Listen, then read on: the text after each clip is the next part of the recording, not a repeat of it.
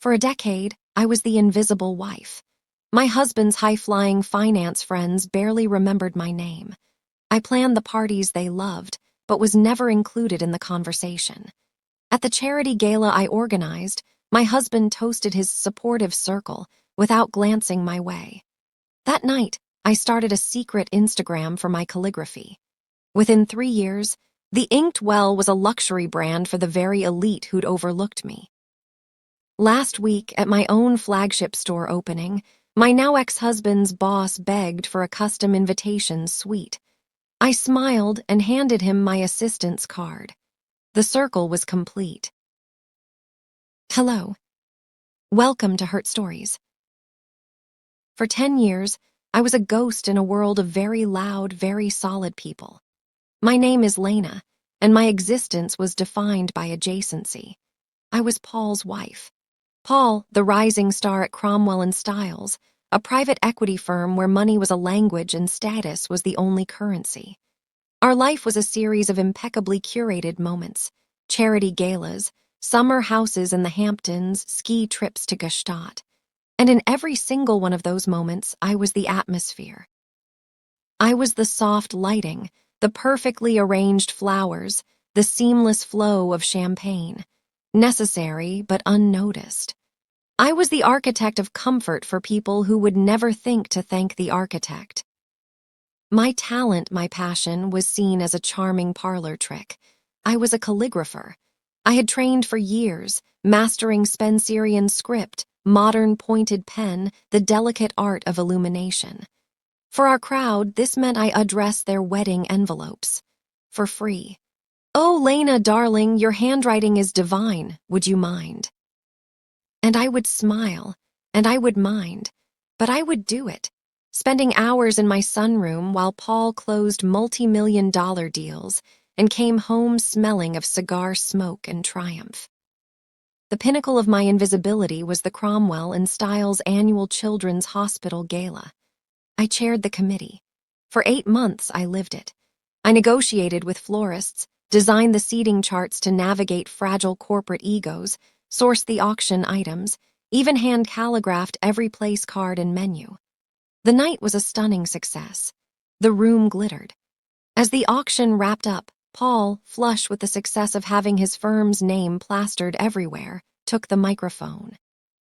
He thanked the hospital director. He thanked his partners. He toasted his incredibly supportive inner circle, the guys who really make the magic happen. His gaze swept over his colleagues, his clients. It did not waver toward me, standing at the back near the kitchen doors, ensuring the dessert service was timed. I was not part of the inner circle. I was part of the scenery. I remember the feeling with crystalline clarity. It wasn't hurt, not anymore. It was a cold, clean certainty. The marble floor beneath my feet felt more real than my marriage. The hum of the industrial dishwasher behind me was a truer sound than the polished laughter in the ballroom. In that moment, I ceased to be a ghost. I solidified, and my solid form was made of pure, silent resolve. That night, Paul slept the deep, untroubled sleep of the celebrated. I lay beside him, wide awake, and I created an Instagram account. Not under my name. Under the name The Inked Well. I posted a single image. A detail of the gala menu I'd created, the words hope and healing swirled in gold ink on deep navy paper. I didn't tag anyone. I didn't tell a soul. It was a message in a bottle thrown into a digital sea. But I didn't just post. I began to study. I stopped seeing the social circuit as a prison of small talk. I saw it as a market research lab. I listened. I learned what these women truly coveted. It wasn't just another handbag, it was uniqueness. It was a story. It was the whispered secret of something no one else could have. They wanted exclusivity, but they wanted it to look effortless, inherited, not bought. My calligraphy was old-world bespoke. It was the antithesis of their mass-produced, logo-heavy lives. I started small and secretly. A friend of a friend who'd admired her place card asked if I'd do her daughter's birth announcements. For the first time, I said, "My rates are on this card." I charged a shocking amount. She didn't blink. The announcements were a sensation. "Who did these?" The whisper network, the same one that had never whispered my name, began to buzz about the inked well. Requests trickled in. I worked from my sunroom late into the night after Paul was asleep. The money I hid in a separate account. It wasn't much at first, but it was mine. It was soil, and I was planting a forest. My aesthetic became my revenge. I used the motifs I'd seen in their lives, the sailboat flags of Nantucket, the Art Deco lines of their Park Avenue lobbies, the wildflowers from their country gardens, and I sublimated them into my art. I created custom monograms that didn't just use initials, but hid tiny, meaningful symbols. A wave for a family that sailed, a bee for a self-made woman. It felt like an insider's code, because I had been inside, silent, observing for a decade. I knew their hidden vanities and unspoken dreams better than they did. The business grew.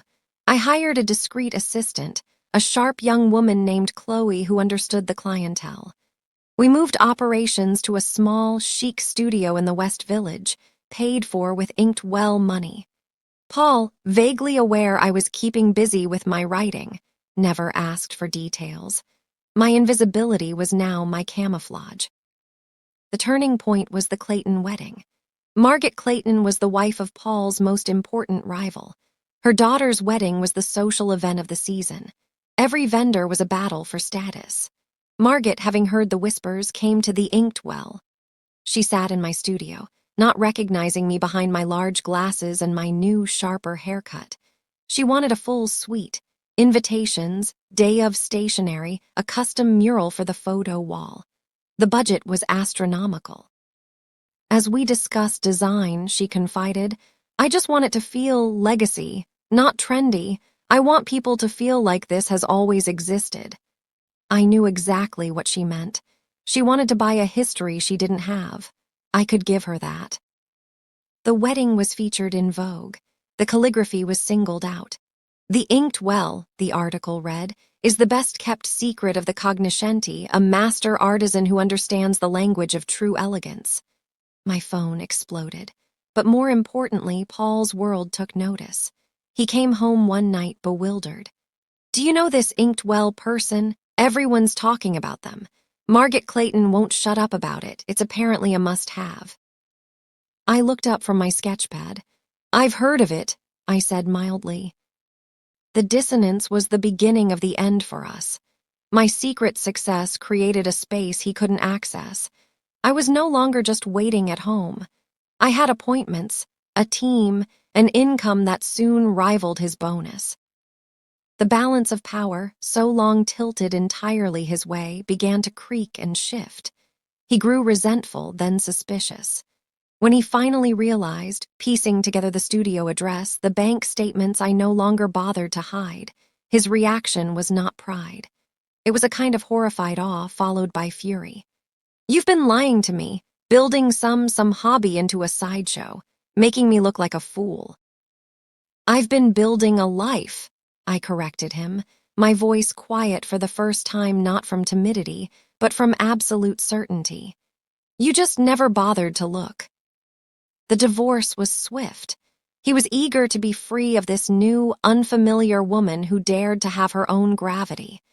I took my business, my money, my freedom, and I soared. The flagship store opening for the Inked Well was last week. It's on Madison Avenue, a serene, temple-like space of cream walls and black walnut tables. The guest list was the very pinnacle of the society I used to serve as a ghost. They came not as my husband's acquaintances, but as my clients, my admirers, my peers. I stood at the door wearing a simple column of black silk, my own monogram, a swift bird in flight pinned at my shoulder.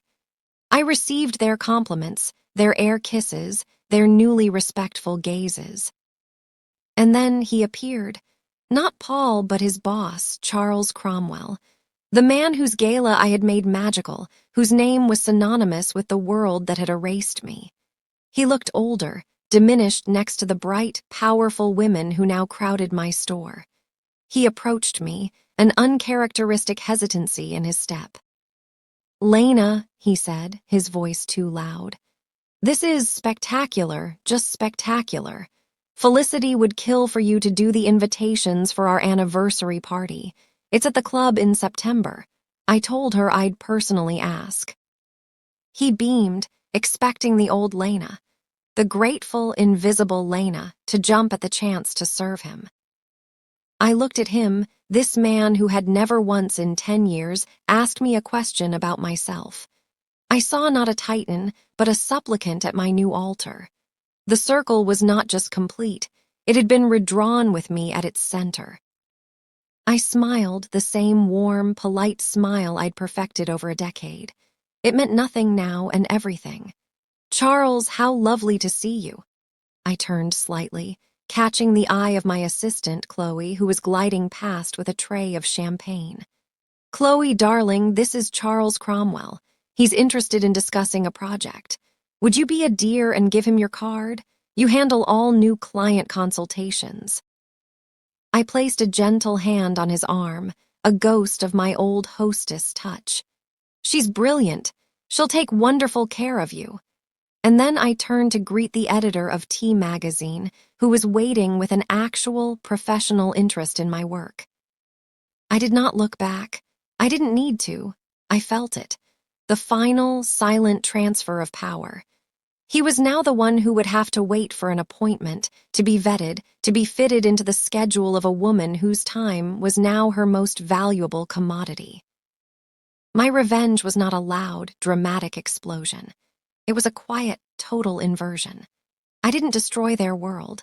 I simply built a newer, more beautiful, more exclusive one right next to it, a world they were desperate to enter. I used the skills they'd dismissed, the patience they'd mistaken for weakness, and the intimate knowledge I'd gained while in the shadows. I took the very tools of my own marginalization and forged them into a key to a door they didn't even know existed. I went from being ignored to being envied not by shouting, but by creating something so quietly magnificent that their ignorance became their own embarrassment. The sweetest revenge isn't seeing them fail. It's seeing them finally, desperately, see you, and knowing they can never look away again. Thanks for listening. If you want to hear more story like this, please like the video and subscribe the channel. Hit the bell icon to get notified.